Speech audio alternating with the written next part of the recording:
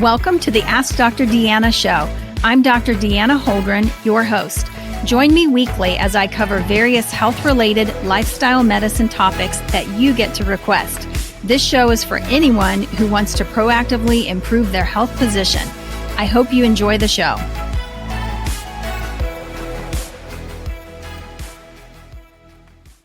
Hey, everybody. Thanks so much for joining me. It's great to be back with all of you and diving into our next series. I'm excited. We've had an incredible first year with the podcast, and we basically did 50 episodes. And so here we are with our next series, which is super exciting.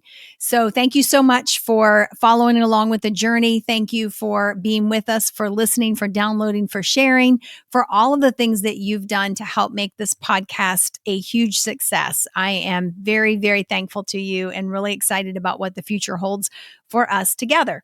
So we are starting a brand new series today, and it is our Holiday Thrive series. You know, you always hear so much about how to survive, right? How to survive the holidays. And I don't want to talk about how to survive. I want to talk about how to thrive, how to really just, have a fantastic time. How to be healthy, how to be well, how to be stress-free, and just really how to make the most of a very challenging time for many of us. So let's dive right in. Today, we're going to talk about the weight component of that, because of course that becomes an issue. I think I've read in the past, on average, the average person between Thanksgiving and New Year's can gain anywhere from 10 to 15 pounds. Ouch. 10 to 15 pounds between Thanksgiving and New Year's. And we don't want to be in that group, right? And I used to tell my patients all the time, hey, look, if you can make it through those 3 holidays without gaining a pound, you are winning. You are absolutely winning. And maybe that's where your mindset is. But for some of you, you may even walk through, accept a new program or start a new program, and you may find that you're losing as well.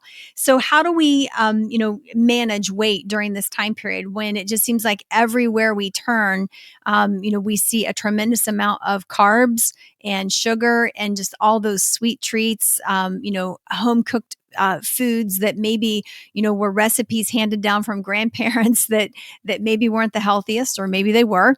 But we're constantly surrounded by food, and food is such a huge part of our culture and the way that we celebrate, right? So what can we do?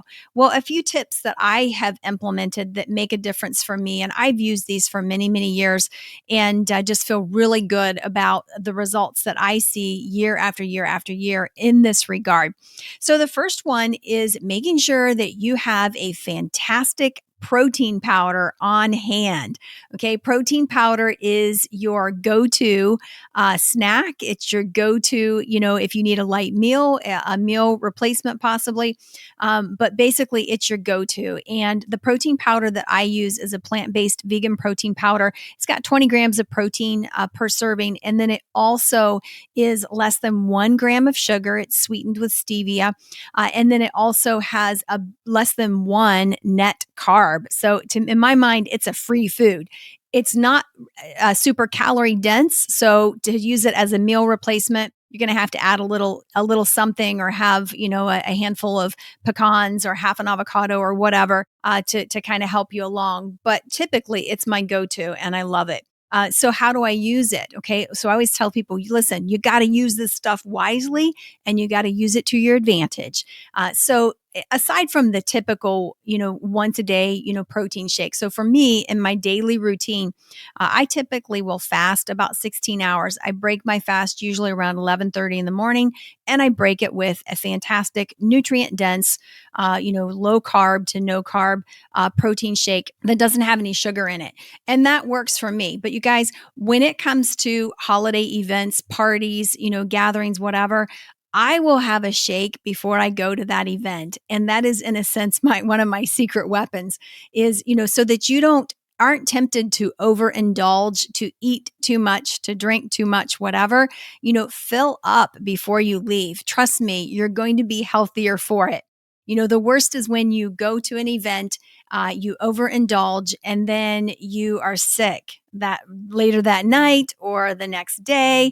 You're just not feeling well. And it's not just alcohol. For many of us, it's the food, especially if you are not used to eating dairy and gluten and a lot of those things. So using that protein wisely to so that you don't show up starving. Okay, so Thanksgiving's coming up, and you do not want to show up starving. So have something before you go to dinner. Just something small like that will absolutely make a difference. When you do go to an event, I always say veggies first. Okay, so if it's a kind of an event where there's a spread out or whatever, just start with some vegetables. You're getting some nutrients in. That will make a difference. And again, that's going to kind of fill you up so that you don't have enough room for the other stuff that is not going to be healthy for you. If you do have to indulge, if you like just absolutely can't resist, then go for those little 1-inch square items, okay? Or cut the thing into squares. And you might be going, why would you do this? It's because maybe you just want a taste of something, but you don't want the whole thing because you know how that's going to make you feel. Think about a cheesecake, for example. There probably aren't very many people who can eat a full slice of cheesecake, right? It's too rich. It's too dense. If you think about, some places that serve cheesecake or whatever, but a small bite, you can handle that. So looking at those small indulgences, there are a lot of great healthy recipes out there that are, everybody's yummy, but basically low in sugar, low in carbs, and then also gluten free. That the recipes abound at this point in time, which is wonderful. Another great tip is to basically implement some fasting. Maybe you've not ever done this. If you've not ever incorporated intermittent fasting into your lifestyle, go back and listen to an earlier podcast that I did on intermittent fasting. And we first start out talking about just a 12-hour fast at night, where we go 12 full hours without food. And during that time, your body has actually burnt through all of the sugar in your system. And now you are in the fat burning zone after 12 hours. So maybe you can push it to 14 hours. Guys, it's really not that hard. That means if I stop eating at 8 p.m. at night, then I don't eat until 10 the next morning. That's 14 hours. Not so bad and really not unreasonable at all. And then again, some people will push to 16 because there are some additional health benefits there as well, which we cover in that podcast. But what does this do for you in terms of helping you, survive or actually thrive through the holidays?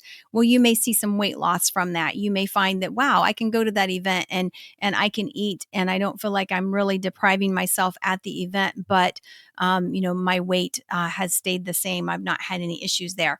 Typically, fasting also makes a huge difference with some of the autoimmune issues that we see, arthritis, things like that. You'll frequently hear people say, if they overindulge, if they eat all the wrong things, that their joints hurt. They hurt the next day. And so we want to thrive. And that means we want to avoid all of that junk going into the system. Carbohydrate planning. Okay, this is another thing that I will use. If I know that I'm going to an event, then I am definitely going to prepare ahead of time, and I'm going to be very light on my carbs throughout my day until I get to that evening event. And then, for me, I typically will try to stay under 50 grams of carbs a day.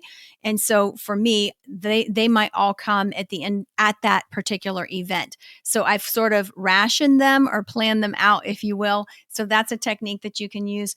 And then another great one, which I love this, I love when people participate in these, is, almost everybody has a turkey trot or a, hot chocolate run or whatever it is in your town, in your city. Sign up for one. You don't have to run it. You can walk it. You can jog as well.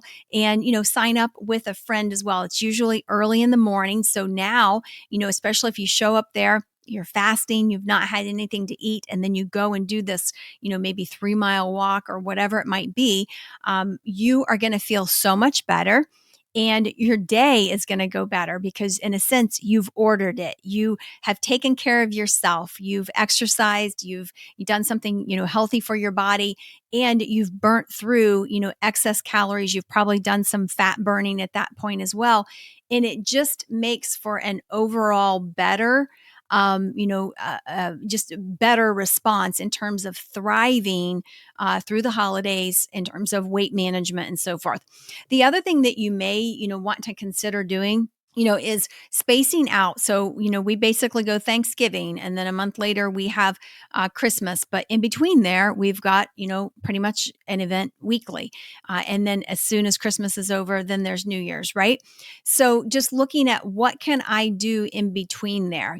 This is a really good week. It's maybe not as busy as some of the others. So take advantage of that and just really, amp up your exercise routine. Another great thing that I found that has, kind of fallen into my lap that just has really been helpful. If you look at some of the fitness apps that are out there, there's so many. Apple Fitness has one, but basically so many high intensity interval training sessions that could be anywhere from 10 minutes to 20 minutes to 30 minutes. And they are fun. Okay. They're fun. They're energetic.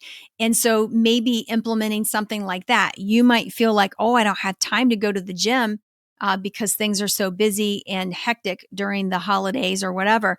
But I bet you could carve out an extra 10 minutes or 20 minutes for yourself just to do one of these HIIT type of trainings or something. So that will make a difference as well. So those are my holiday HIIT tips, my top holiday tips. Make sure that you stay hydrated. Make sure that you take care of your immune system. Watch the sugar. Stay away from too many carbs. And you are absolutely on your way to thriving through this holiday season. So I hope you'll join next week. Next week, I'm going to talk about avoiding the stress part. So how do you thrive during the holidays and basically take what for some people could be a very stressful time in life and turn it around to a very joyful, relaxing, and wonderful time that they can always look back on and have great memories from. So I hope you'll plug into that episode as well. Thanks so much for joining me today.